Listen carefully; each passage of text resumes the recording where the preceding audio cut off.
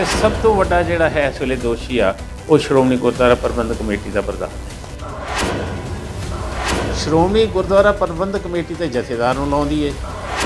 ਹੁਣ ਜਥੇਦਾਰ ਨੂੰ ਫਿਰ ਉਹ ਕਹਿੰਦੇ ਨੇ ਵੀ ਤੁਸੀਂ ਇਹਦੀ ਇਨਕੁਆਇਰੀ ਕਰਵਾ ਦਿਓ। ਆਪ ਕਿਉਂ ਨਹੀਂ ਕੀਤੀ ਉਹਨਾਂ ਨੇ? ਜਿਸ ਮੁਲਾਜ਼ਮ ਨੂੰ ਇਹਨਾਂ ਨੇ ਸਜ਼ਾ ਦੇਣ ਦੀ ਕੋਸ਼ਿਸ਼ ਕੀਤੀ ਉਹ ਫਿਰ ਆਉਣ ਵਾਲੇ ਸਮੇਂ 'ਚ ਜਿਹੜਾ ਕੁਝ ਸਮੇਂ ਤੱਕ ਉਹ ਬੋਲੇਗਾ ਵੀ ਮੈਂ ਗੁਰੂ ਗ੍ਰੰਥ ਸਾਹਿਬ ਦੇ ਸਰੂਪ ਮੇਰੇ ਹੁੰਦਿਆਂ ਫਲਾਣੇ ਦੇ ਹੁਕਮ ਦੇ ਅਨੁਸਾਰ ਅਸੀਂ ਫਲਾਣੇ ਨੂੰ ਦਿੱਤੇ ਗਏ ਸੀ।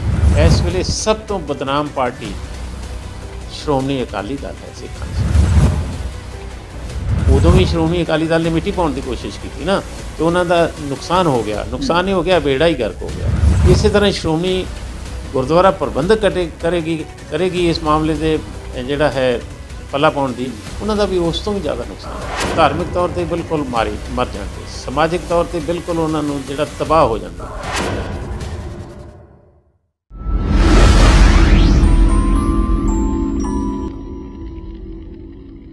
ਸ਼੍ਰੀ ਗੁਰੂ ਗ੍ਰੰਥ ਸਾਹਿਬ ਜੀ ਦੇ ਗਾਇਬ ਹੋਏ ਪਾਵਨ ਸਰੂਪਾਂ ਦੀ ਗਿਣਤੀ ਦਿਨੋਂ ਦਿਨ ਵੱਧਦੀ ਜਾ ਰਹੀ ਹੈ ਤੇ ਇਸ ਦੇ ਨਾਲ ਹੀ ਸੰਗਤਾਂ ਦੇ ਵਿੱਚ ਰੋਸ਼ ਵੀ ਵੱਧਦਾ ਜਾ ਰਿਹਾ ਹੈ। ਅੱਜ ਇਸ ਬਾਰੇ ਜ਼ਿਆਦਾ ਗੱਲਬਾਤ ਦੇ ਲਈ ਸਾਡੇ ਨਾਲ ਮੌਜੂਦ ਨੇ ਭਾਈ ਜਗਤਾਰ ਸਿੰਘ ਹਵਾਰਾ ਕਮੇਟੀ ਦੇ ਮੈਂਬਰ, ਸਿੱਖ ਵਿਦਵਾਨ ਤੇ ਵਕੀਲ ਅਮਰ ਸਿੰਘ ਚਾਹਲ ਜੀ। ਸਭ ਤੋਂ ਪਹਿਲਾਂ ਸਵਾਗਤ ਕਰਾਂਗੇ ਸਰ, ਬਹੁਤ ਸਵਾਗਤ ਹੈ ਦ ਖਬਰਸਾਰ ਤੇ। ਮਿਹਰਬਾਨੀ ਜੀ, ਬਹੁਤ ਮਿਹਰਬਾਨੀ ਤੁਹਾਡੀ। ਸਰ, ਇਸ ਪੂਰੇ ਵਿਵਾਦ ਨੂੰ ਤੁਸੀਂ ਕਿਵੇਂ ਦੇਖਦੇ ਹੋ? ਦੇਖੋ ਜੀ, ਇਹ ਵਿਵਾਦ ਜਿਹੜਾ ਇਹ ਮਾਮਲਾ ਹੈ ਇਹ ਕਈ ਸਾਲਾਂ ਤੋਂ ਚੱਲ ਰਿਹਾ ਸੀ। ਕੁਝ ਜਥੇਬੰਦੀਆਂ ਸ਼੍ਰੋਮਣੀ ਗੁਰਦੁਆਰਾ ਪ੍ਰਬੰਧਕ ਕਮੇਟੀ ਦੀ ਜਿਹੜੀ ਹੈਗੀ ਆ ਕਾਰਜਕਾਰੀ 'ਤੇ ਸਵਾਲ ਕਰਦੀਆਂ ਸਨ ਵੀ ਗੁਰੂ ਗ੍ਰੰਥ ਸਾਹਿਬ ਦੇ ਸਰੂਪ ਜਿਹੜੇ ਨੇ ਉਹ ਕੋਈ ਗਾਇਬ ਹੋਏ ਨੇ, ਚਾਹੇ ਗਲਤ ਤਰੀਕੇ ਦੇ ਨਾਲ ਕਿਸੇ ਨੂੰ ਦਿੱਤੇ ਗਏ ਨੇ, ਤਾਂ ਉਹਨਾਂ ਦੀ ਇਨਕੁਆਇਰੀ ਹੋਣੀ ਚਾਹੀਦੀ ਨੇ। ਉਹਦੀ ਇਨਕੁਆਇਰੀ ਪਹਿਲੇ ਤਾਂ ਉਹਨਾਂ ਨੇ ਇੰਨੇ ਲੰਬੇ ਸਾਲ ਜਿਹੜੇ ਟਾਲ ਟੋਲ ਕਰਦੇ ਨੇ, ਅਖੀਰ ਦੇ ਵਿੱਚ ਜਥੇਦਾਰ ਸਾਹਿਬ ਨੂੰ ਕਹਿ ਕੇ ਇੱਕ ਕਮੇਟੀ ਬਣਵਾ ਲਈ ਗਈ। ਕਮੇਟੀ ਦੇ ਇੱਕ ਜੱਜ ਸਾਹਿਬਾਨ ਸਨ ਮੈਂਬਰ ਅਤੇ ਇੱਕ ਵਕੀਲ ਸਾਹਿਬ ਬਣਾ ਦਿੱਤੇ। ਜੱਜ ਸਾਹਿਬਾਨ ਵਿੱਚੋਂ ਹੀ ਛੱਡ ਕੇ ਚਲੇ ਗਏ ਵੀ ਮੇਰੀਆਂ ਕੋਈ ਮਜਬੂਰੀਆਂ ਹੈ, ਹਾਲਾਂਕਿ ਮਜਬੂਰੀਆਂ ਨਹੀਂ ਸੀ ਕੋਈ ਹੋਣੀਆਂ ਚਾਹੀਦੀਆਂ। ਜਦੋਂ ਇੱਕ ਦਫਾ ਉਹਨਾਂ ਨੇ ਇਹ ਕੰਮ ਲੈ ਲਿਆ ਸੀ ਅਤੇ ਉਹਨਾਂ ਦਾ ਇਹ ਫਰਜ਼ ਬਣਦਾ ਸੀ ਵੀ ਇਸ ਸੱਚ ਨੂੰ ਅੱਗੇ ਲਿਆਉਣ ਲਈ ਆਪਣਾ ਜਿਹੜਾ ਯੋਗਦਾਨ ਪਾਉਂਦੇ।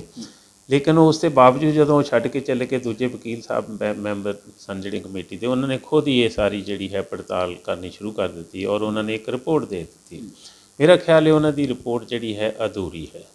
ਇਸ ਕਰਕੇ ਅਧੂਰੀ ਹੈ ਵੀ ਉਹਨਾਂ ਨੇ ਇਹ ਬਿਲਕੁਲ ਹੀ ਆਪਣੀ ਰਿਪੋਰਟ ਦੇ ਵਿੱਚ ਇਹ ਫੈਸਲਾ ਨਹੀਂ ਦਿੱਤਾ ਵੀ ਗੁਰੂ ਗ੍ਰੰਥ ਸਾਹਿਬ ਦੇ ਸਰੂਪ ਜਿਹੜੇ ਨੇ ਉਹ ਕਿੱਧਰ ਗਏ, ਕੌਣ ਲੈ ਗਿਆ, ਕਿਸ 'ਤੇ ਕਹਿਣ 'ਤੇ ਦਿੱਤੇ, ਵੇਚੇ ਗਏ ਨੇ, ਚੋਰੀ ਹੋਏ ਨੇ, ਚਾਹੇ ਹੋਰ ਕਿਸੇ ਜਿਹੜੇ ਨੇ ਕਿਸੇ ਆਦਮੀਆਂ ਨੂੰ ਦਿੱਤੇ ਗਏ ਗਲਤ ਤਰੀਕੇ ਦੇ ਨਾਲ।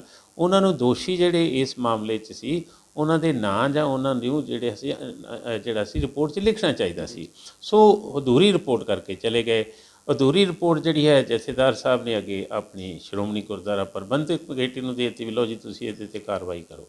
ਹੁਣ ਇਹਦੇ 'ਚ ਇੱਕ ਗੱਲ ਬੜੀ ਜ਼ਰੂਰੀ ਹੈ ਵੀ ਸ਼੍ਰੋਮਣੀ ਕਮੇਟੀ ਦੇ ਵੱਡੇ ਅਹੁਦੇਦਾਰ ਜਿਹੜੇ ਨੇ ਉਹ ਖੁਦ ਹੀ ਜ਼ਿੰਮੇਵਾਰ ਨੇ ਇਹਦੇ 'ਚ, ਉਹ ਖੁਦ ਹੀ ਇਹਦੇ ਭਾਗੀ ਨੇ। ਇਹ ਜੋ ਗੜਬੜ ਹੋਈ ਹੈ ਅਤੇ ਉਹ ਆਪਣੇ ਖਿਲਾਫ ਫੈਸਲਾ ਕੀ ਕਰ ਲੈਣਗੇ?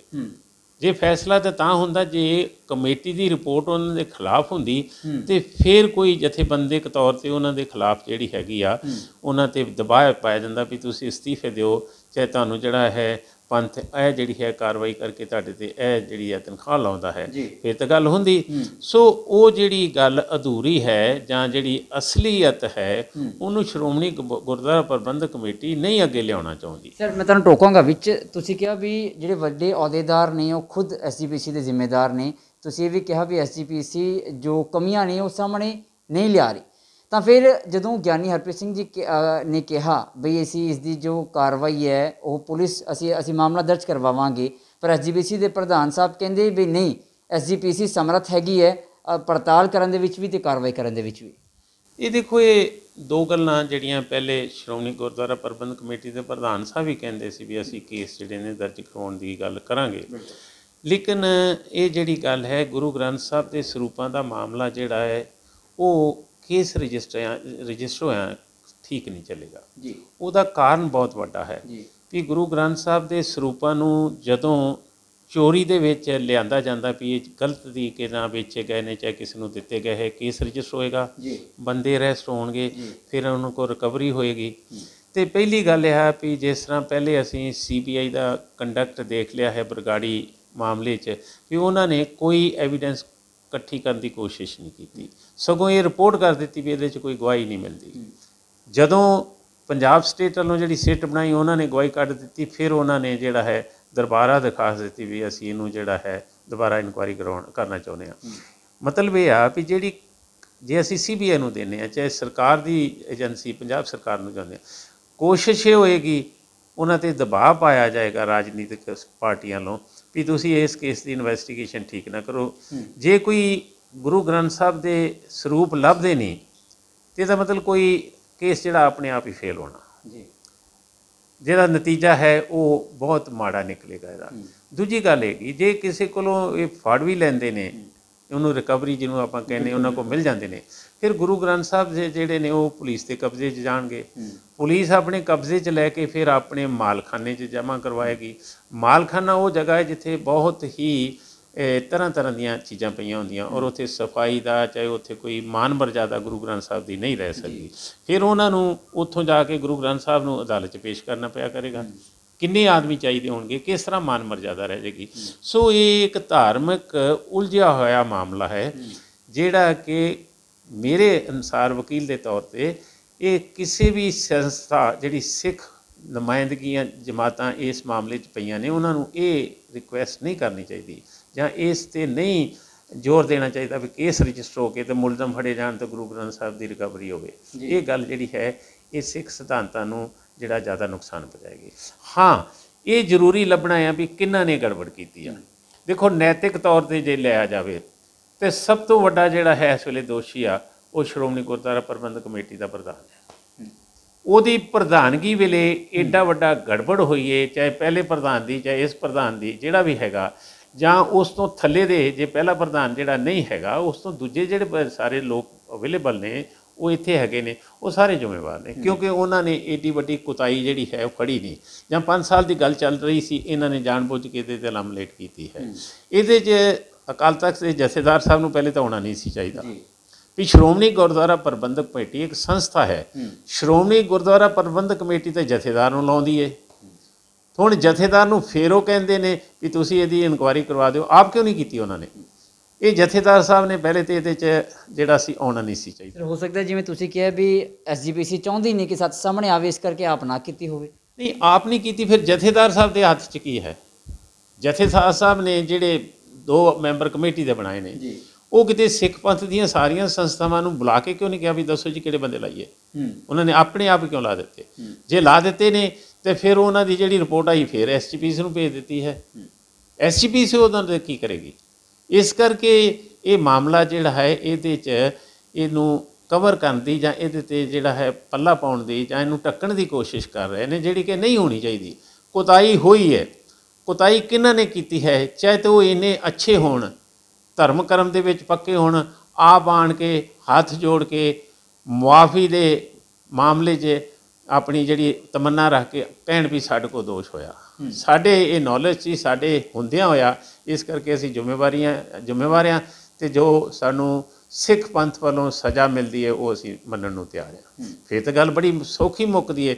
ਲੇਕਿਨ ਉਹ ਜਿਹੜੇ ਦੋਸ਼ੀ ਨੇ ਉਹ ਖੁਦ ਹੀ ਇਹਨੂੰ ਜਿਹੜਾ ਹੈ ਲਮਲੇਟ ਕਰਕੇ ਬਚਣਾ ਚਾਹੁੰਦੇ ਨੇ।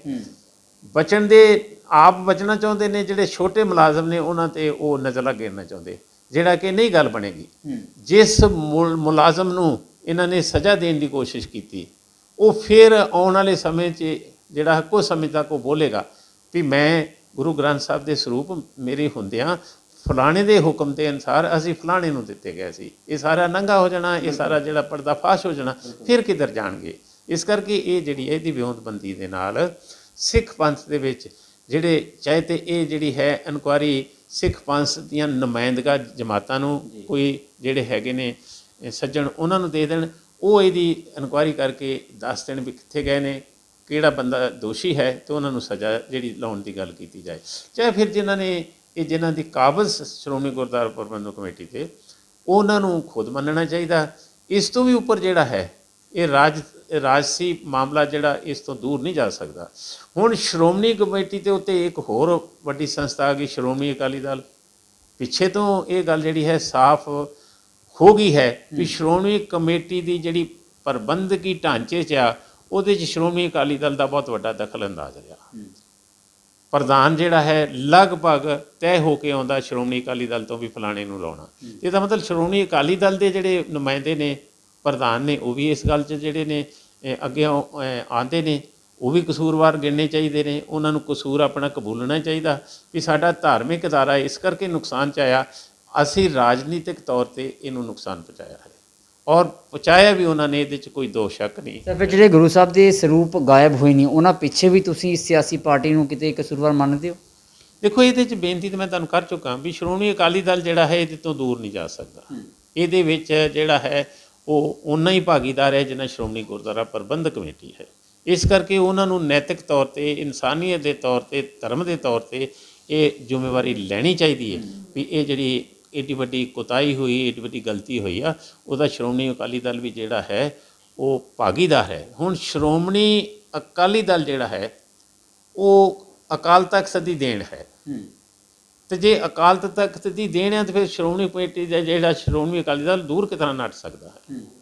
ਸ਼੍ਰੋਮਣੀ ਅਕਾਲੀ ਦਲ ਨੇ ਰਾਜਨੀਤਿਕ ਜਿਹੜਾ ਮਾਮਲਿਆਂ 'ਚ ਦੇਖਣਾ ਹੈ ਜੀ। ਸ਼੍ਰੋਮਣੀ ਗੁਰਦੁਆਰਾ ਪ੍ਰਬੰਧਕ ਕਮੇਟੀ ਨੇ ਧਾਰਮਿਕ ਅਦਾਰੇ ਨੂੰ ਵੇਖਣਾ ਸੀ। ਇਹ ਦੋਨੋਂ ਆਪਸ ਵਿੱਚ ਦੀ ਮਿਲਗੋਭਾ ਹੋਏ ਨੇ। ਹਾਂਜੀ, ਜੇ ਮਿਲਗੋਭਾ ਹੋਏ ਤਾਂ ਫਿਰ ਜ਼ਿੰਮੇਵਾਰੀ ਵੀ ਇਹਨਾਂ ਦੀ ਸਾਂਝੀ ਹੋਏਗੀ। ਇਹਨਾਂ ਨੂੰ ਦੂਰ ਕਿੱਥੋਂ ਚਲੇ ਜਾਣਗੇ ਜੀ? ਸਰ, ਸਵਾਲ ਇਹ ਵੀ ਹੈ, ਜਿਵੇਂ ਇੱਕ ਪਾਸੇ ਹੁਣ ਐਸਜੀਪੀਸੀ ਪ੍ਰਧਾਨ ਲੌਂਗੋਵਾਲ ਸਾਹਿਬ ਕਹਿੰਦੇ ਨੇ ਕਿ ਅਸੀਂ ਯਾਨੀ ਕਿ ਐਸਜੀਪੀਸੀ ਸਮਰੱਥ ਹੈ ਕਾਰਵਾਈ ਕਰਨ ਦੇ ਲਈ, ਦੋਸ਼ੀਆਂ ਨੂੰ ਫੜਨ ਦੇ ਲਈ। ਦੂਜੇ ਪਾਸੇ ਸਵਾਲ ਇਹ ਵੀ ਆ ਰਹੇ ਨੇ, ਜਿਵੇਂ ਤੁਸੀਂ ਵੀ ਕਿਹਾ ਕਿ ਐਸਜੀਪੀਸੀ ਦੇ ਵੱਡੇ ਅਹੁਦੇਦਾਰ ਹੀ ਸੱਚ ਨੂੰ ਸਾਹਮਣੇ ਨਹੀਂ ਆਉਣ ਦੇਣਾ ਚਾਹੁੰਦੇ, ਤਾਂ ਫਿਰ ਸਵਾਲ ਇਹ ਖੜਾ ਹੈ ਵੀ ਦੋਸ਼ੀ ਫੜੇ ਕਿਵੇਂ ਜਾਣਗੇ? ਦੇਖੋ, ਦੋਸ਼ੀ ਫੜੇ ਜਾਣ ਨੂੰ ਕਿਤੇ ਇਹ ਕੋਈ ਔਖੀ ਗੱਲ ਨਹੀਂ। ਜਿੰਨਾ ਚਿਰ ਦੋਸ਼ੀ ਫੜੇ ਨਹੀਂ ਜਾਂਦੇ ਉਹਨਾਂ ਚਿਰ ਜਿਹੜੀਆਂ ਧਾਰਮਿਕ ਸੰਸਥਾਵਾਂ ਨੇ ਸਿੱਖਾਂ ਦੀਆਂ, ਜਿਹੜੀਆਂ ਕਿ ਬਹੁਤ ਪਿਛਲੇ 4 ਸਾਲ ਤੋਂ ਬਹੁਤ ਸ਼ਿੱਦਤ ਨਾਲ ਲੜ ਰਹੀਆਂ ਨੇ, ਉਹ ਖਹਿੜਾ ਨਹੀਂ ਛੱਡਣਗੀਆਂ ਇਹਨਾਂ ਨੇ। ਅਤੇ ਇਹਨਾਂ ਨੇ ਜਿਹੜਾ ਹੈ ਖਹਿੜਾ ਨਹੀਂ ਛੱਡਣਗੀਆਂ। ਅਲਟੀਮੇਟਲੀ ਇਹਨਾਂ ਨੇ ਜਦੋਂ ਕਿਸੇ ਮੁਲਾਜ਼ਮਾਂ ਨੂੰ ਸਜ਼ਾ ਦਿੱਤੀ, ਉਹ ਮੁਲਾਜ਼ਮ ਦੱਸਣਗੇ ਵੀ ਪ੍ਰਧਾਨ ਨੇ ਇਹ ਹੁਕਮ ਦਿੱਤਾ ਸੀ, ਸ਼੍ਰੋਮਣੀ ਅਕਾਲੀ ਦਲ ਦੇ ਪ੍ਰਧਾਨ ਵੱਲੋਂ ਇਹ ਹੁਕਮ ਆਇਆ ਸੀ, ਫਲਾਣੇ ਵੱਲੋਂ ਇਹ ਹੁਕਮ ਆਇਆ ਸੀ, ਉਹਨਾਂ ਨੂੰ ਅਸੀਂ ਗੁਰੂ ਗ੍ਰੰਥ ਸਾਹਿਬ ਦੇ ਜਿਹੜੇ ਇਹਨਾਂ ਦੇ ਕਹਿਣ 'ਤੇ ਜਿਹੜੇ ਹੈ ਇਹ ਸਰੂਪ ਦਿੱਤੇ ਨੇ, ਆਪੇ ਫੜੇ ਜਾਣਗੇ, ਕਿੱਧਰ ਚਲੇ ਜਾਣਗੇ। ਫਿਰ ਉਹਨਾਂ ਨੂੰ ਪੰਥਕ ਤੌਰ 'ਤੇ ਇਸ ਤਰ੍ਹਾਂ ਦੀ ਸਜ਼ਾ ਮਿਲੇਗੀ ਜਿਸ ਤਰ੍ਹਾਂ ਸ਼੍ਰੋਮਣੀ ਅਕਾਲੀ ਦਲ ਨੂੰ ਪਿੱਛੇ ਮਿਲੀ ਹੈ। ਇਸ ਵੇਲੇ ਸਭ ਤੋਂ ਬਦਨਾਮ ਪਾਰਟੀ ਸ਼੍ਰੋਮਣੀ ਅਕਾਲੀ ਦਲ ਹੈ ਸਿੱਖਾਂ 'ਚ। ਸਿੱਖ ਨਫ਼ਰਤ ਕਰਦੇ ਉਹਨਾਂ ਪਰਿਵਾਰਾਂ ਨੂੰ। ਸਿੱਖ ਉਹਨਾਂ ਪਰਿਵਾਰਾਂ ਨੂੰ ਬਹੁਤ ਹੀ ਘਟੀਆ ਕਿਸਮ ਦਾ ਸਮਝਦੇ ਨੇ ਜਿਨ੍ਹਾਂ ਨੇ ਏਡੀ ਵੱਡੀ ਜਿਹੜੀ ਹੈ ਗੁਰੂ ਗ੍ਰੰਥ ਸਾਹਿਬ ਦੀ ਬਰਗਾੜੀ ਜਾਂ ਹੋਰ ਕਿਤੇ ਬੇਅਦਬੀ ਕਰਵਾਈ, ਫਿਰ ਉਹਦੀ ਜਿਹੜੀ ਪੁੱਛ ਪੜਤਾਲ ਨਹੀਂ ਕੀਤੀ। ਉਦੋਂ ਵੀ ਸ਼੍ਰੋਮਣੀ ਅਕਾਲੀ ਦਲ ਨੇ ਮਿੱਟੀ ਪਾਉਣ ਦੀ ਕੋਸ਼ਿਸ਼ ਕੀਤੀ ਨਾ, ਅਤੇ ਉਹਨਾਂ ਦਾ ਨੁਕਸਾਨ ਹੋ ਗਿਆ। ਨੁਕਸਾਨ ਹੀ ਹੋ ਗਿਆ, ਬੇੜਾ ਹੀ ਗਰਕ ਹੋ ਗਿਆ। ਇਸੇ ਤਰ੍ਹਾਂ ਸ਼੍ਰੋਮਣੀ ਗੁਰਦੁਆਰਾ ਪ੍ਰਬੰਧਕ ਕਰੇਗੀ ਇਸ ਮਾਮਲੇ ਦੇ ਜਿਹੜਾ ਹੈ ਪੱਲਾ ਪਾਉਣ ਦੀ, ਉਹਨਾਂ ਦਾ ਵੀ ਉਸ ਤੋਂ ਵੀ ਜ਼ਿਆਦਾ ਨੁਕਸਾਨ ਹੋ ਗਿਆ। ਧਾਰਮਿਕ ਤੌਰ 'ਤੇ ਬਿਲਕੁਲ ਮਰ ਜਾਣਗੇ, ਸਮਾਜਿਕ ਤੌਰ 'ਤੇ ਬਿਲਕੁਲ ਉਹਨਾਂ ਨੂੰ ਜਿਹੜਾ ਤਬਾਹ ਹੋ ਜਾਣਗੇ। ਉਹਨਾਂ ਨੂੰ ਨਾ ਜਿਹੜਾ ਹੈ ਕਿਸੇ ਵੀ ਸਿਸਟਮ ਦੇ ਵਿੱਚ ਉਹਨਾਂ ਦੀ ਮਾਨਤਾ ਨਹੀਂ ਰਹੇਗੀ। ਉਹ ਜਿਹੜਾ ਹੈ ਉਹਨਾਂ ਨੂੰ ਸਮਝ ਲੈਣਾ ਚਾਹੀਦਾ ਹੈ ਵੀ ਗਲਤੀ ਹੋ ਗਈ ਹੈ, ਗਲਤੀ ਹੋ ਗਈ ਹੈ, ਗਲਤੀ ਮੰਨਣੀ ਚਾਹੀਦੀ ਹੈ। ਮੰਨ ਕੇ ਉਹਦੀ ਜਿਹੜੀ ਹੈਗੀ ਆ ਜਾਚਨਾ ਕਰਵਾਉਣੀ ਬਹੁਤ ਜ਼ਰੂਰੀ ਬਣ ਗਈ ਉਹਨਾਂ ਲਈ। ਸਰ, ਇੱਕ ਸਵਾਲ ਇਹ ਵੀ ਹੈ ਕਿ ਬਤੌਰ ਸਿੱਖ ਵਿਦਵਾਨ ਜਾਂ ਇੱਕ ਵਕੀਲ ਹੋਣ ਦੇ ਨਾਤੇ ਜਦੋਂ ਤੁਸੀਂ ਇਸ ਪੂਰੇ ਮਾਮਲੇ ਨੂੰ ਦੇਖਦੇ ਹੋ, 267 ਪਹਿਲਾਂ ਇੱਕ ਨੰਬਰ ਸਾਹਮਣੇ ਆਇਆ ਵੀ 267 ਪਾਵਨ ਸਰੂਪ ਗਾਇਬ ਨੇ, ਫਿਰ ਉਹ ਵੱਧ ਕੇ 328 ਸ਼ਾਇਦ ਹੋ ਗਏ। ਹੁਣ ਸੁਣਨ 'ਚ ਆ ਰਿਹਾ ਕਿ 514 ਪਾਵਨ ਸਰੂਪ ਗਾਇਬ ਨੇ। ਤੁਹਾਨੂੰ ਲੱਗਦਾ ਹੈ ਕਿ ਇਹ ਗਿਣਤੀ ਇਸ ਤੋਂ ਵੀ ਕਿਤੇ ਜ਼ਿਆਦਾ ਹੋ ਸਕਦੀ ਹੈ? ਹੋ ਸਕਦੀ ਹੈ ਜੀ, ਜਿੰਨਾ ਚਿਰ ਅਸਲੀਅਤ ਦੇ ਨੇੜੇ ਇਨਕੁਆਇਰੀ ਨਹੀਂ ਕੀਤੀ ਜਾਂਦੀ, ਕੇਸ ਨੂੰ ਠੀਕ ਨਹੀਂ ਵੇਖਿਆ ਜਾਂਦਾ, ਉਹਨਾਂ ਚਿਰ ਇਹ ਕਿਆਫੇ ਲਾਉਣੇ। ਜੇ ਉਹ ਆਪ ਹੀ ਮੰਨੀ ਜਾਂਦੇ ਨੇ, ਇਹ ਜਥੇਦਾਰ ਸਾਹਿਬ ਵੀ ਮੰਨ ਕੇ ਵੀ ਇਹਨੇ ਸਰੂਪ ਜਿਹੜੇ ਗਾਇਬ ਨੇ, ਉਹਨਾਂ ਦੇ ਆਪਣੇ ਸ਼੍ਰੋਮਣੀ ਗੁਰਦੁਆਰਾ ਪ੍ਰਬੰਧਕ ਕਮੇਟੀ ਸਿਸਟਮ ਦੇ ਵਿੱਚੋਂ ਵੀ ਇਹ ਗੱਲਾਂ ਆਈ ਜਾਂਦੀਆਂ ਨੇ, ਅਤੇ ਫਿਰ ਜਿਹੜਾ ਹੈ ਵੱਧ ਵੀ ਹੋ ਸਕਦੇ ਨੇ। ਉਹ ਉਦੋਂ ਦਰਅਸਲ ਅਸਲੀਅਤ ਦਾ ਪਤਾ ਲੱਗੇਗਾ ਜਦੋਂ ਬਿਲਕੁਲ ਹੀ ਕੋਈ ਇਮਾਨਦਾਰ ਆਦਮੀ ਆਣ ਕੇ ਇਸ ਗੱਲ ਨੂੰ ਇਨਕੁਆਇਰੀ ਦੇ ਵਿੱਚ ਪਤਾ ਕਰਨਗੇ, ਤਾਂ ਗੱਲ ਬਣਦੀ ਹੈ ਜੀ। ਤੁਹਾਡੀ ਨਜ਼ਰ ਵਿੱਚ ਕੌਣ ਜੇ ਅਜਿਹਾ ਬੰਦਾ ਸਾਰੇ ਸਿੱਖ ਜੋ ਸੰਸਥਾਵਾਂ ਨੇ ਮਿਲ ਕੇ ਬੈਠਣ, ਅਤੇ ਜਾਂ ਕੋਈ ਅਜਿਹਾ ਬੰਦਾ ਤੁਹਾਡੀ ਨਜ਼ਰ ਵਿੱਚ ਹੈ? ਦੇਖੋ, ਇੱਕ ਐਡਾ ਵੱਡਾ ਪੰਥ ਹੈ, ਅਸੀਂ ਇੰਟਰਨੈਸ਼ਨਲ ਸਿੱਖ ਕਮਿਊਨਿਟੀ ਹਾਂ। ਕਿਸੇ ਨੂੰ ਵੀ ਜਦੋਂ ਤੁਸੀਂ ਜਿਹੜਾ ਸਿੱਖ ਇਤਿਹਾਸ ਦੇ ਦਾ ਜਾਣੂ ਹੈ, ਉਹਦੀ ਕੋਈ ਕੁਆਲੀਫਿਕੇਸ਼ਨ ਹੈ, ਭਾਵੇਂ ਲਾ ਦੇ ਤੌਰ 'ਤੇ ਵੀ ਹੈਗੀ ਆ, ਕੋਈ ਧਾਰਮਿਕ ਅਦਾਰਿਆਂ 'ਚ ਵੀ ਹੈਗੀ ਆ, ਰਾਜਨੀਤਿਕ ਤੌਰ 'ਤੇ ਵੀ ਹੈਗੀ ਆ। ਜਿਹਨੂੰ ਤੁਸੀਂ ਜ਼ਿੰਮੇਵਾਰੀ ਦਿਓਗੇ ਉਹ ਬਿਲਕੁਲ ਹੀ ਉਹਨੂੰ ਤੁਸੀਂ ਸਹੁੰ ਖਵਾਉਣੀ ਆ। ਜਿਸ ਤਰ੍ਹਾਂ ਆ ਜੱਜ ਹੈ, ਜੱਜ ਤੁਸੀਂ ਇੱਕ 25-26 ਸਾਲ ਦੇ ਬੱਚੇ ਨੂੰ ਲਾ ਦਿੰਦੇ ਆ ਅਤੇ ਉਹ ਉਸ ਵੇਲੇ ਉਹਨੂੰ ਜਿਹੜਾ ਜੋ ਕਰਦਾ ਹੈ ਉਹਨੂੰ ਮੰਨਣਾ ਪੈਂਦਾ ਹੈ, ਕਿਉਂਕਿ ਤੁਸੀਂ ਜਦੋਂ ਜ਼ਿੰਮੇਵਾਰੀ ਲੈ ਲੈਣੀ ਫਿਰ ਤੁਹਾਨੂੰ ਉਹਦੀ ਜ਼ਿੰਮੇਵਾਰੀ ਜਿਹੜੀ ਆ ਨਾ ਉਹ ਬਿਲਕੁਲ ਹੀ ਤੁਹਾਨੂੰ ਠੀਕ ਰਾਹ 'ਤੇ ਚੱਲਣ ਦੀ ਹੈਗੀ। ਅਤੇ ਇਸੇ ਕਰਕੇ ਹੁਣ ਇਹ ਗੱਲ ਨੂੰ ਮਤਲਬ ਆ ਵੀ ਗਿਣਨ ਦੀ ਕੀ ਲੋੜ ਹੈ। ਸਾਰੇ ਸਿੱਖ ਸਮਾਜ 'ਚ ਰਾਜਨੀਤਿਕ ਤੌਰ 'ਤੇ ਬਹੁਤ ਵੱਡੇ ਲੋਕ ਨੇ ਜਿਹੜੇ ਬੜੇ ਇਮਾਨਦਾਰੀ ਨਾਲ ਉਹਨਾਂ ਨੇ ਆਪਣੀ ਜ਼ਿੰਦਗੀ ਲੰਘਾਈ ਹੈ। ਵਕੀਲ ਬਹੁਤ ਅੱਛੇ ਨੇ, ਜੱਜ ਸਾਹਿਬਾਨ ਬਹੁਤ ਨੇ, ਪ੍ਰੋਫੈਸਰ ਬੜੇ ਨੇ, ਹੋਰ ਜਿਹੜੇ ਨੇ ਬਾਕੀ ਜਿਹੜੀਆਂ ਸੰਸਥਾਵਾਂ ਨੇ ਉਹਨਾਂ ਦੇ ਵਿੱਚ ਬਹੁਤ ਆਦਮੀ ਨੇ। ਉਹਨਾਂ ਦੇ ਵਿੱਚੋਂ ਕੋਈ ਵੀ ਜਾ ਕੇ ਜਿਹੜਾ ਅਕਾਲ ਤਖਤ ਚਾਹੇ ਗੁਰੂ ਗ੍ਰੰਥ ਸਾਹਿਬ ਦੀ ਮਾਨ ਮਰਜ਼ਾਦਾ ਰੱਖਣ ਲਈ ਵਚਨਬੱਧ ਹੁੰਦਾ ਉਹ ਬਹੁਤ ਅੱਛਾ ਹੋਏਗਾ, ਉਹਨੂੰ ਕਰ ਲੈਣਾ ਚਾਹੀਦਾ। 3 ਆਦਮੀ 4 ਆਦਮੀ 5 ਆਦਮੀ ਨਹੀਂ ਸਾਰੇ ਪੰਥ 'ਚੋਂ ਲੱਭਣਗੇ, ਐਡੀ ਵੱਡੀ ਸਾਡੀ ਸੰਸਥਾ ਹੈ। ਸਰ ਅੱਗੇ ਵਧਾਂਗੇ। ਇੱਕ ਹੋਰ ਵਿਵਾਦ ਇਹਨਾਂ ਬੀਤੇ ਦਿਨੀ ਸਾਹਮਣੇ ਆਇਆ ਸੀ ਜਦੋਂ ਇੱਕ ਫੈਸਲਾ ਭਾਈ ਰਣਜੀਤ ਸਿੰਘ ਢੱਡਰੀਆਂ ਵਾਲਿਆਂ ਦੇ ਖਿਲਾਫ ਆਇਆ। ਤੁਸੀਂ ਕਹਿ ਲਓ ਜਾਂ ਸੰਗਤਾਂ ਨੂੰ ਇਹ ਕਿਹਾ ਗਿਆ ਵੀ ਕੋਈ ਵੀ ਭਾਈ ਰਣਜੀਤ ਸਿੰਘ ਢੱਡਰੀਆਂ ਵਾਲਿਆਂ ਦੇ ਨਾ ਦਾ ਸਮਾਗਮ ਕਰਵਾਵੇ, ਨਾ ਦੀਵਾਨ ਲਵਾਵੇ, ਅਤੇ ਇੱਥੋਂ ਤੱਕ ਕਿ ਵੀਡੀਓ ਵੀ ਕੋਈ ਸ਼ੇਅਰ ਨਾ ਕਰੇ। ਤੁਸੀਂ ਇਸ ਪੂਰੇ ਜੋ ਫੈਸਲਾ ਆਇਆ ਸੀ ਉਹ ਜਾਂ ਉਸ ਤੋਂ ਬਾਅਦ ਜੋ ਪ੍ਰਤੀਕਰਮ ਭਾਈ ਰਣਜੀਤ ਸਿੰਘ ਢੱਡਰੀਆਂ ਵਾਲਿਆਂ ਵੱਲੋਂ ਆਇਆ ਹੈ, ਤੁਸੀਂ ਉਹਨੂੰ ਕਿਵੇਂ ਦੇਖਦੇ ਹੋ? ਦੇਖੋ, ਇੱਕ ਗੱਲ ਬੜੀ ਸਾਦੀ ਜੀ ਹੈ ਵੀ ਜਿਹੜਾ ਵੀ ਕੋਈ ਮਾਮਲਾ ਉੱਠਦਾ ਹੈ, ਰਣਜੀਤ ਸਿੰਘ ਢੱਡਰੀਆਂ ਵਾਲੇ ਸਾਹਿਬ ਇੱਕ ਸਿੱਖ ਪੰਥ ਦਾ ਹਿੱਸਾ ਗਿਣੇ ਜਾਂਦੇ ਸੀ, ਅਜੇ ਵੀ ਗਿਣੇ ਜਾਣਦੇ ਨੇ। ਜਦੋਂ ਉਹਨਾਂ ਦੇ ਖਿਲਾਫ ਵਾਦ ਵਿਵਾਦ ਆਇਆ ਸੀ, ਕੋਈ ਸ਼ਿਕਾਇਤ ਆਈ ਸੀ, ਉਹਨਾਂ ਨੂੰ ਉਸ ਸ਼ਿਕਾਇਤ ਦੇ ਵਿੱਚ ਆਪਣਾ ਪੱਖ ਪੂਰਨਾ ਚਾਹੀਦਾ ਸੀ। ਉਹਨਾਂ ਦਾ ਇਹ ਸਟੈਂਡ ਵੀ ਜੀ ਜਿਹੜੇ ਜਥੇਦਾਰ ਨੇ ਉਹ ਅਕਾਲੀ ਦਲ ਦੇ ਜੇਬ 'ਚੋਂ ਨਿਕਲਦੇ ਨੇ, ਪ੍ਰਧਾਨ ਜਿਹੜਾ ਉਹ ਵੀ ਜੇਬ 'ਚੋਂ ਨਿਕਲਦਾ ਹੈ, ਫਲਾਣੀ ਗੱਲ, ਉਹਨਾਂ ਨੇ ਸਾਰੀ ਜਿਹੜੀ ਸਿਸਟਮ ਹੈ ਉਹਦੇ 'ਤੇ ਸਾਰਾ ਨਕਾਰਦੇ ਨੇ। ਜੇ ਇਹ ਵੀ ਗੱਲ ਸੀ ਤਾਂ ਉਹ ਕਹਿੰਦੇ ਵੀ ਮੈਂ ਫਲਾਣੇ ਸੱਜਣ ਜਿਹੜੇ ਨੇ ਧਾਰਮਿਕ ਅਦਾਰਿਆਂ 'ਚ ਕੰਮ ਕਰ ਰਹੇ ਨੇ, ਤੁਸੀਂ ਮੇਰੇ ਖਿਲਾਫ ਜੇ ਇਨਕੁਆਇਰੀ ਕਰਾਉਣੀ ਤਾਂ ਉਹਨਾਂ ਕੋਲ ਕਰਵਾ ਲਓ, ਮੈਂ ਉਹਨਾਂ 'ਤੇ ਪੇਸ਼ ਹੋ ਕੇ ਆਪਣਾ ਪੱਖ ਪੇਸ਼ ਕਰ ਦੂੰਗਾ। ਲੇਕਿਨ ਉਹ ਇਹ ਜਦੋਂ ਹਰ ਇੱਕ ਗੱਲ ਨੂੰ ਕਹਿੰਦੇ ਨੇ ਵੀ ਜੀ ਇਹ ਜਿਹੜਾ ਹੈ ਮੇਰਾ ਪੱਖ ਸੁਣਨਾ ਹੈ ਅਤੇ ਤੁਸੀਂ ਮੇਰੇ ਨਾਲ ਇੱਕ ਬੰਨੇ TV 'ਤੇ ਆ ਜਾਓ। ਜੀ ਬਿਲਕੁਲ। ਇਹ ਪੱਖ ਜਿਹੜਾ ਵਾਦ ਵਿਵਾਦ ਦਾ, ਇਹਦਾ ਮਤਲਬ ਲੋਕਾਂ ਦੇ ਵਿੱਚ ਵਾਦ ਵਿਵਾਦ ਪੈਦਾ ਕਰਨਾ ਹੈ। ਗੱਲ ਤਾਂ ਬੜੀ ਛੋਟੀ ਜਿਹੀ ਹੈ। ਇਹ ਕਿੱਥੇ ਜਿਹੜਾ ਹੈ, ਇਹ ਜਦੋਂ ਉਹਨਾਂ ਦੇ ਖਿਲਾਫ ਸੀ ਤਾਂ ਉਹਨਾਂ ਨੂੰ ਚਾਹੀਦਾ ਸੀ ਉੱਥੇ ਚਲੇ ਜਾਣਾ, ਜਾ ਕੇ ਆਪਣਾ ਪੱਖ ਪੇਸ਼ ਕਰਦੇ। ਹੁਣ ਉਹਨਾਂ ਦੇ ਖਿਲਾਫ ਕੋਈ ਜਿਹੜੀ ਆ ਕੋਈ ਰਿਪੋਰਟ ਆਈ ਹੈ, ਉਹ ਰਿਪੋਰਟ ਦੇ ਵਿੱਚੋਂ 23 ਨੁਕਤੇ ਸਨ ਜਿਹੜੇ ਉਹਨਾਂ ਦੇ ਖਿਲਾਫ ਸੀ। ਉਹਨਾਂ ਦੇ ਵਿੱਚੋਂ ਕਹਿੰਦੇ 13 ਦੇ ਖਿਲਾਫ ਉਹਨਾਂ ਨੇ ਫੈਸਲਾ ਦਿੱਤਾ, ਬਾਕੀ ਦਿਆਂ ਨੂੰ ਨਹੀਂ ਮੰਨਿਆ ਜੀ। ਇਹਦਾ ਮਤਲਬ ਇਹ ਵੀ ਜਿਹੜੀ ਕਮੇਟੀ ਕੀਤੀ ਆ ਉਹਨੇ ਫੈਸਲਾ ਜਿਹੜਾ ਦਿੱਤਾ ਹੈ ਉਹ ਕੁਝ ਵੇਖ ਕੇ ਹੀ ਦਿੱਤਾ ਸੀ ਨਾ। ਹੁਣ ਉਹਦੇ ਖਿਲਾਫ ਜਿਹੜਾ ਹੈ ਢੱਡਰੀਆਂ ਵਾਲਿਆਂ ਸਾਹਿਬ ਨੂੰ ਜੇ ਕੋਈ ਸ਼ੱਕ ਹੈ ਜਾਂ ਕੋਈ ਉਹਦੇ 'ਤੇ ਜਿਹੜਾ ਹੈ ਠੀਕ ਨਹੀਂ ਸਮਝਦੇ, ਉਹ ਆਪਣੇ ਆਪ ਨੂੰ ਹੁਣ ਕਰ ਦੇਣ ਵੀ ਜੀ ਮੈਂ ਹੋਰ ਕਮੇਟੀ ਜਿਹੜੀ ਪੰਥਕ ਤੌਰ 'ਤੇ ਬਣਾ ਕੇ ਮੇਰੇ ਖਿਲਾਫ ਕਰਵਾ ਲਓ, ਮੈਂ ਜੁਆਇਨ ਕਰੂੰਗਾ, ਮੈਂ ਉਹਦੇ 'ਚ ਹਿੱਸਾ ਲਊਂਗਾ, ਜੋ ਮੇਰੇ ਖਿਲਾਫ ਜਾਏਗਾ ਬਹੁਤ ਵਧੀਆ, ਨਹੀਂ ਖਿਲਾਫ ਜਾਏਗਾ ਮੈਂ ਆਪਣਾ ਜਿਹੜਾ ਕੰਮ ਕਰਦਾ ਰਹੂੰਗਾ। ਇਹ ਗੱਲ ਜਿਹੜੀ ਹੈ ਕਿਸੇ ਤਰ੍ਹਾਂ ਵੀ ਠੀਕ ਨਹੀਂ ਜਾਪਦੀ ਵੀ ਆਪਾਂ ਕਿਸੇ ਵਾਦ ਵਿਵਾਦ 'ਚੋਂ ਦੌੜੀਏ। ਜੇ ਤੁਸੀਂ ਦੋਸ਼ੀ ਆ, ਜੇ ਤੁਸੀਂ ਦੋਸ਼ੀ ਨਹੀਂ ਹੈਗੇ ਤੇ ਆਪਾਂ ਭਾਈਚਾਰੇ ਦੇ ਤੌਰ 'ਤੇ ਬੈਠ ਕੇ ਗੱਲ ਕਰਨ ਦੀ ਕਿਹੜੀ ਗੱਲ ਹੈ? ਆਪਣੀ ਇੱਕ ਗੱਲ ਨੂੰ ਸਿਰਫ ਕਹੀ ਜਾਣਾ ਵੀ ਮੈਂ ਹੀ ਠੀਕ ਹਾਂ, ਇਹ ਵਾਜਬ ਨਹੀਂ ਹੈਗਾ। ਲੇਕਿਨ ਉਹਨਾਂ ਨੇ ਬਾਰ-ਬਾਰ ਇੱਕ ਗੱਲ ਕਹੀ ਕਿ ਮੈਨੂੰ ਤੁਸੀਂ ਸਜ਼ਾ ਜਾਂ ਜੋ ਵੀ ਮੇਰੇ ਖਿਲਾਫ ਵੀ ਕੋਈ ਰਿਪੋਰਟ ਆਈ ਹੈ ਤੁਸੀਂ ਮੈਨੂੰ ਦੱਸੋ ਤਾਂ ਸਹੀ ਮੇਰੀ ਗਲਤੀ ਕੀ ਹੈ। ਤੁਸੀਂ ਮੈਨੂੰ ਦੱਸਦੇ ਨਹੀਂ ਗਲਤੀ ਕੀ ਹੈ ਤੇ ਤੁਸੀਂ ਮੈਨੂੰ ਸਜ਼ਾ ਜਾਂ ਮੇਰੇ ਖਿਲਾਫ ਤੁਸੀਂ ਫੈਸਲਾ ਸੁਣਾ ਰਹੇ ਹੋ। ਕਹਿ ਸਕਦੇ ਹੋ ਜੋ ਉਹਨਾਂ ਦੇ ਖਿਲਾਫ ਸ਼ਿਕਾਇਤ ਆਈ ਹੈ, ਸ਼ਿਕਾਇਤ ਇੱਕ ਕਮੇਟੀ ਨੂੰ ਦਿੱਤੀ ਗਈ ਹੈ, ਉਹਨਾਂ ਨੂੰ ਨਕਲ ਦਿੱਤੀ ਗਈ ਹੋਏਗੀ ਉਹਦੀ। ਜੇ ਨਹੀਂ ਸੀ ਦਿੱਤੀ ਤਾਂ ਕਮੇਟੀ ਕੋ ਜਾ ਕੇ ਕਹਿੰਦੇ ਵੀ ਜੋ ਮੇਰੇ ਖਿਲਾਫ ਸ਼ਿਕਾਇਤ ਹੈ ਜੀ ਮੈਨੂੰ ਸ਼ਿਕਾਇਤ ਦੀਆਂ ਨਕਲਾਂ ਦੇ ਦਿਓ ਤੇ ਮੈਂ ਇਹਦਾ ਜਵਾਬ ਦੇਣਾ ਹੈ ਜਿਹੜਾ ਕਿ ਹੋਣਾ ਚਾਹੀਦਾ ਸੀ। ਇਹ ਗੱਲ ਕਹੀ ਜਾਣੀ ਵੀ ਮੇਰੇ ਖਿਲਾਫ ਦੋਸ਼ ਕੀ ਹੈ, ਇਹ ਗੱਲ ਤਾਂ ਨਹੀਂ ਨਾ ਬਣਦੀ। ਦੋਸ਼ਾਂ ਤੋਂ ਬਗੈਰ ਤਾਂ ਫੈਸਲਾ ਤਾਂ ਨਹੀਂ ਨਾ ਹੋ ਸਕਦਾ। ਉਹਨਾਂ ਨੂੰ ਦੋਸ਼ਾਂ ਦੀ ਨਕਲ ਲੈ ਲੈਣੀ ਚਾਹੀਦੀ ਔਰ ਮੇਰਾ ਖਿਆਲ ਉਹਨਾਂ ਕੋਲ ਨਕਲ ਜ਼ਰੂਰ ਹੋਏਗੀ, ਐਸੀ ਕੋਈ ਗੱਲ ਨਹੀਂ। ਉਹਨਾਂ ਜਦੋਂ ਨਕਲ ਮਿਲ ਗਈ ਉਹਨਾਂ ਜਵਾਬ ਨਹੀਂ ਦਿੱਤਾ ਤੇ ਜਿਹੜੀ ਕਮੇਟੀ ਹੈ ਉਹਨਾਂ ਨੂੰ ਜੋ ਉਹਨਾਂ ਨੇ ਗਵਾਹੀ ਮਿਲੀ ਉਹਨਾਂ ਨੇ ਉਹਦੇ ਆਧਾਰ 'ਤੇ ਫੈਸਲਾ ਕਰਨ ਦਾ ਉਹਨਾਂ ਦਾ ਹੱਕ ਸੀ, ਕਰਨਾ ਚਾਹੀਦਾ ਸੀ। ਸਰ ਹਾਲਾਂਕਿ SGPC ਦੀ ਕਾਰਗੁਜ਼ਾਰੀ ਤੋਂ ਹੁਣ ਜਿਹੜੀ ਪਵਨ ਸਰੂਪ ਗਾਇਬ ਹੋਏ ਨੇ, ਤੁਸੀਂ ਵੀ ਸਵਾਲ ਚੁੱਕੇ ਨੇ, ਇੱਕ ਗੱਲ ਉਹਨਾਂ ਨੇ ਭਾਈ ਰਣਜੀਤ ਸਿੰਘ ਢੱਡੀਆਂ ਵਾਲਿਆਂ ਨੇ ਹੋਰ ਕਹੀ, ਕਹਿੰਦੇ ਜਦੋਂ ਮੇਰੇ ਤੇ ਹਮਲਾ ਹੋਇਆ, ਜਦੋਂ ਸਾਡਾ ਇੱਕ ਸਾਥੀ ਉਸ ਹਮਲੇ ਦੇ ਵਿੱਚ ਮਾਰਿਆ ਵੀ ਗਿਆ, ਕਹਿੰਦੇ ਉਦੋਂ ਕੋਈ ਕਮੇਟੀ ਕਿਉਂ ਨਹੀਂ ਬਣਾਈ ਗਈ, ਉਦੋਂ ਜਿਨ੍ਹਾਂ ਨੇ ਇਸ ਗੱਲ ਦੀ ਜ਼ਿੰਮੇਵਾਰੀ ਲਈ ਉਹਨਾਂ ਨੂੰ ਕਿਉਂ ਨਹੀਂ ਬੁਲਾਇਆ ਗਿਆ ਸ਼੍ਰੀ ਅਕਾਲ ਤਖਤ ਸਾਹਿਬ ਤੇ? ਇਹ ਗੱਲ ਵੇਖਣ ਵਾਲੀ ਗੱਲ ਹੈ। ਦੋ ਗੱਲਾਂ ਨੇ ਇਹਦੇ ਵਿੱਚੋਂ ਨਿਕਲਦੀਆਂ। ਇੱਕ ਤਾਂ ਜਿਨ੍ਹਾਂ ਨੇ ਹਮਲਾ ਕੀਤਾ ਜਾਂ ਜਿਨ੍ਹਾਂ ਦੇ ਖਿਲਾਫ ਸ਼ਿਕਾਇਤ ਹੋਈ, ਉਹਨਾਂ ਤੇ ਕੇਸ ਚੱਲ ਰਿਹਾ, ਉਹਨਾਂ ਨੂੰ ਅਦਾਲਤ ਜਿਹੜੀ ਸਜ਼ਾ ਦੇਗੀ। ਨੰਬਰ 2, ਆਇਆ ਢੰਡਰੀਆਂ ਵਾਲਾ ਸਾਹਿਬ ਨੇ ਕੋਈ ਸ਼ਿਕਾਇਤ ਦਿੱਤੀ ਅਕਾਲ ਤਖਤ ਨੂੰ ਵੀ ਮੇਰੇ ਤੇ ਇਹ ਹਮਲਾ ਹੋਇਆ, ਇਸ ਕਰਕੇ ਇਹਦੀ ਤੁਸੀਂ ਜਿਹੜੀ ਇਨਕੁਆਇਰੀ ਕਰੋ? ਮੇਰੇ ਖਿਆਲ ਨਹੀਂ ਦਿੱਤੀ।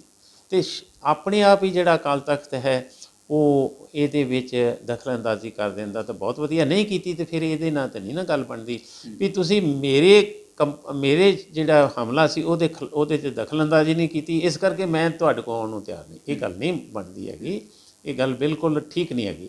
ਠੀਕ ਇਹ ਸੀ ਵੀ ਜੇ ਉਹਨਾਂ 'ਤੇ ਹਮਲਾ ਹੋਇਆ ਸੀ, ਇਤਕਾਦ ਰੱਖਦੇ ਸੀ ਉਹ ਅਕਾਲ ਤਖਤ 'ਤੇ, ਉਹਨਾਂ ਨੂੰ ਲਿਖਤੀ ਰੂਪ 'ਚ ਦਿੰਦੇ ਕਿ ਦੇਖੋ ਮੈਂ ਸਿਧਾਂਤਕ ਤੌਰ 'ਤੇ ਠੀਕ ਹੈ, ਗਲਤ ਹੈ, ਮੇਰਾ ਜਿਹੜਾ ਫੈਸਲਾ ਕਰੋ। ਉਹ ਆਪ ਤਾਂ ਜਾਣ ਨੂੰ ਤਿਆਰ ਨਹੀਂ ਅਕਾਲ ਤਖਤ 'ਤੇ, ਇਸ ਕਰਕੇ ਇਹ ਗੱਲ ਜਿਹੜੀ ਹੈ ਉਹ ਠੀਕ ਨਹੀਂ ਕਰ ਰਹੇ। ਇਸ ਤਰ੍ਹਾਂ ਉਹਨਾਂ ਨੂੰ ਕਰਨਾ ਨਹੀਂ ਚਾਹੀਦਾ ਸੀ। ਸਾਡੇ ਨਾਲ ਗੱਲਬਾਤ ਕਰਨ ਲਈ ਬਹੁਤ ਬਹੁਤ ਧੰਨਵਾਦ ਸਰ। ਤਾਂ ਸਰਦਾਰ ਅਮਰ ਸਿੰਘ ਚਾਹਲ ਜੀ ਨੇ ਆਪਣੇ ਪੱਖ ਰੱਖੇ, ਸਵਾਲਾਂ ਦੇ ਜਵਾਬ ਦਿੱਤੇ, ਲੇਕਿਨ ਵੱਡਾ ਸਵਾਲ ਇਹ ਹੈ ਕਿ ਆਖਰ ਸਹੀ ਗਿਣਤੀ ਪਤਾ ਲੱਗ ਸਕੇ ਕਿ ਸ਼੍ਰੀ ਗੁਰੂ ਗ੍ਰੰਥ ਸਾਹਿਬ ਜੀ ਤੇ ਗਾਇਬ ਹੋਏ ਪਾਵਨ ਸਰੂਪਾਂ ਦੀ, ਜਾਂ ਫਿਰ ਇਸ ਮਾਮਲੇ ਨੂੰ ਹੋਰ ਉਲਝਾਇਆ ਜਾਵੇਗਾ। ਇਹ ਆਉਣ ਵਾਲਾ ਸਮਾਂ ਦੱਸੇਗਾ। ਕੈਮਰਾ ਪਰਸਨ ਮਨੋਜ ਦੇ ਨਾਲ ਠਾਕੁਰ ਅਮਨਦੀਪ ਸਿੰਘ, ਦ ਖਬਰਸਾਰ, ਚੰਡੀਗੜ੍ਹ।